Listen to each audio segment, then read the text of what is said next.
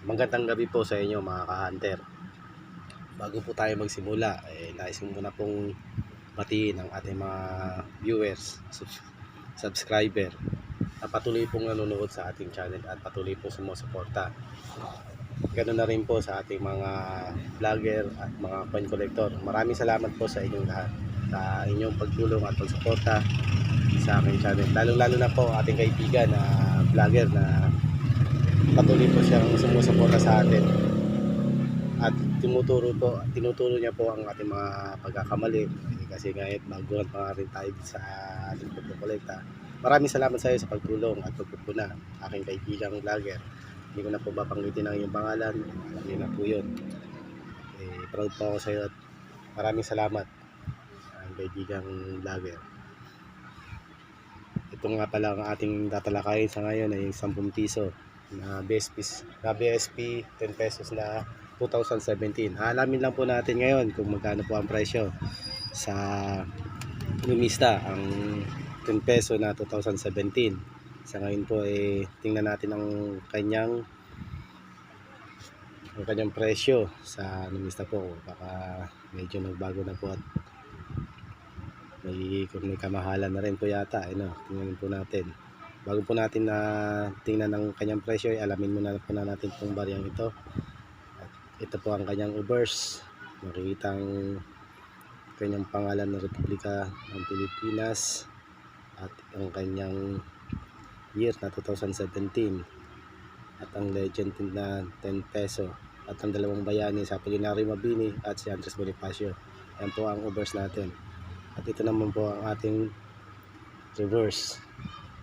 Makikita po rito sa reverse natin ang Bangko Sentral ng Pilipinas at yung year na 1993 po. Tapos ito pong Kagwil. Yan po ang Kagwil at ito naman po ang NRC Return. Ang araw at ang mga star. Silang yan po makikita sa likod. Ayun po ang reverse mga hunter. Sa ngayon, magkano na kaya ngayon ang presyo nito sa lumista? Yan po ay ang ating aalamin sa araw na ito kung magkano na ba talaga ang halaga ng 2017 na ito. Yung 2017 mga ka-hunter, para siyang error, no? Pero common error po siya mga ka-hunter. Ito nga pala ang kanyang presyo sa lumista sa ngayon 2017. Ito po ay reverse 3B. Isa lang naman po ang kanyang reverse. Yung kanyang variant sa reverse po, isa lang naman po.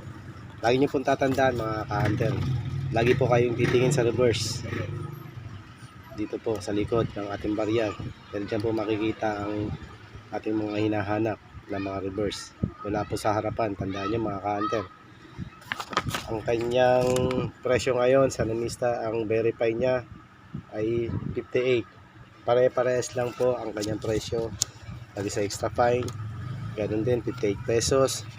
Ang AU, ganoon din po 58 pesos. At ang uncirculated po, ganoon din po 58 pesos. Pero malaking halaga na rin po mga ka-hunter, 58 pesos.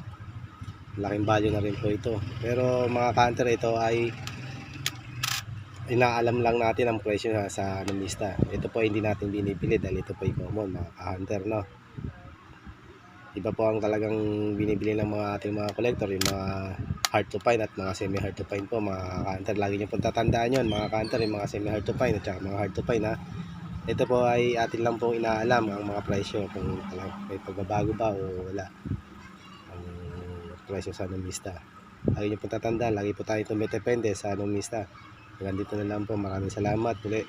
Sa susunod po natin na video, natin po alamin ang mga presyo ng mga ating mga barya na kinokolekt sa lumista po. Maraming salamat po. Magandang gabi.